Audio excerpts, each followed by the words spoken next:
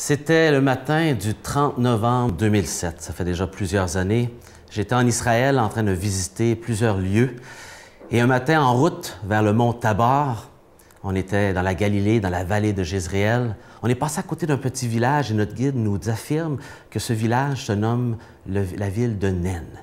Et immédiatement est venu un sentiment sur moi et un souvenir rapide de cette histoire de Jésus qui rencontre à l'entrée de cette ville un cortège funèbre avec une femme veuve et son fils décédé, son fils unique. Et ça m'a frappé, je me rappelle de cette ville à cause de cette histoire, cette seule mention de cette ville dans la Bible. Et je vous lis cette histoire dans Luc, chapitre 7, les versets 11 à 17, une histoire remarquable. Jésus se rendait dans une ville appelée Nîmes.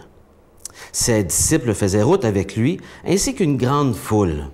Il arrivait près de la porte de la ville au moment où l'on transportait un mort pour l'enterrer. C'était un fils unique et sa mère était veuve. Donc, une femme dans une grande vulnérabilité qui avait perdu le pourvoyeur du foyer et qui, là, maintenant, perdait son fils unique, son avenir. Une foule considérable accompagnait cette femme et en la voyant, le Seigneur fut saisi de pitié pour elle et lui dit « Ne pleure pas ». Il s'avança et toucha la civière. Les porteurs s'arrêtèrent et Jésus dit « Jeune homme, je te l'ordonne, lève-toi ». Alors le mort se redressa, assis, et se mit à parler. Et Jésus le rendit à sa mère. La crainte s'empara de tous, et ils rendirent gloire à Dieu. Un grand prophète s'est levé parmi nous, ils dirent, et Dieu a visité son peuple. À cette parole se répandit dans toute la Judée et dans les pays voisins. Quelle histoire! L'histoire d'une résurrection. Tout comme Lazare. Il n'y en a pas beaucoup dans la vie de Jésus, et du moins, c'est les quelques-unes qui nous sont partagées. Et vous savez, l'Évangile selon Luc met l'accent sur l'humanité parfaite de Jésus, qui est présenté comme le Fils de l'homme, près d'une vingtaine de fois. Jésus qui porte encore une fois l'attention aux souffrances des femmes, souvent laissées pour compte dans la société. Cet Évangile est à bien des égards, l'Évangile de compassion, car il fait ressortir la miséricorde du Seigneur pour les malades, les vulnérables, les gens éprouvés, les victimes d'injustice et ceux qui ont le cœur brisé. Les paraboles rapportées montrent bien que Jésus est soucieux de l'humanité perdue. Nous voyons Jésus ici réagir spontanément, avec une grande compassion envers la grande souffrance que cette veuve vit. Et non seulement est-ce que Jésus a un souci pour cette femme qui perd son seul fils, mais Jésus aussi connaissait le sentiment d'avoir perdu un père, lui-même ayant perdu son père, Joseph. Et ici, spontanément, Jésus exprime une grande compassion pour cette femme et ses souffrances, spontanément.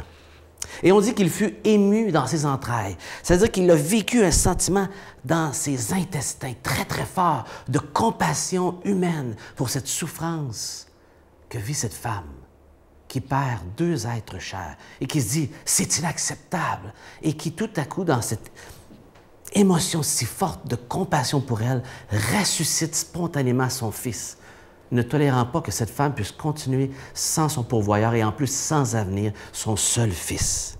Et ce verbe exprime ce sentiment très fort de compassion et de pitié qu'on voit aussi, par exemple, chez le bon Samaritain un peu plus tard. On voit ce même sentiment d'être pris dans ses tripes, littéralement de compassion, le père du fils prodigue, lorsqu'il le voit venir. On dit qu'il fut ému de compassion. On décrit Jésus qui fut ému de compassion devant la foule de 5000 âmes, qu'on dit paraît comme des brebis sans berger, qui ont faim, vulnérables. Et de cela est venu le miracle de pourvoir du pain et du poisson pour 5000 âmes.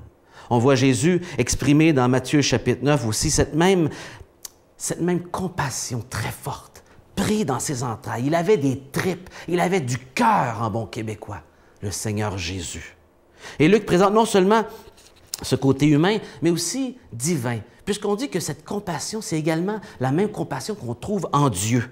Jacques chapitre 5 nous dit « Le Seigneur est plein de miséricorde et de compassion. Il a beaucoup de cœur, donc, beaucoup de bienveillance. Le Seigneur, on dit, est nombreux d'entrailles. Il y a beaucoup de tripes, il y a beaucoup de sentiments de compassion pour l'être humain, sa créature. Jésus était comme cela parce que son Père est ainsi, parce que Jésus est Dieu incarné en homme. Il a ses compassions divines pour l'être humain. Et remarquez bien la réaction, les gens ont eu une grande crainte. Si vous voyez quelqu'un ressusciter des morts, ça impressionne certainement, ça ne laisse pas indifférent. Mais la deuxième réaction est révélateur, ils glorifièrent Dieu, ils ont offert des louanges à Dieu, reconnaissant que Dieu les visitait. Et cette expression que Dieu visite est une expression hébraïque très importante qui veut dire que Dieu est venu parmi nous faire une intervention miraculeuse, que Dieu a marché parmi nous et a fait quelque chose en notre faveur qu'on ne méritait pas. Et voilà ce que Jésus a fait. Quel encouragement dans l'épreuve lorsqu'on regarde ça en voyant la compassion de Jésus. Jésus n'est pas indifférent à ce que vous vivez. Il n'est pas indifférent à ce que vous vivez aujourd'hui. Confiez-vous en lui. Jésus a des tripes, a de la compassion pour vous.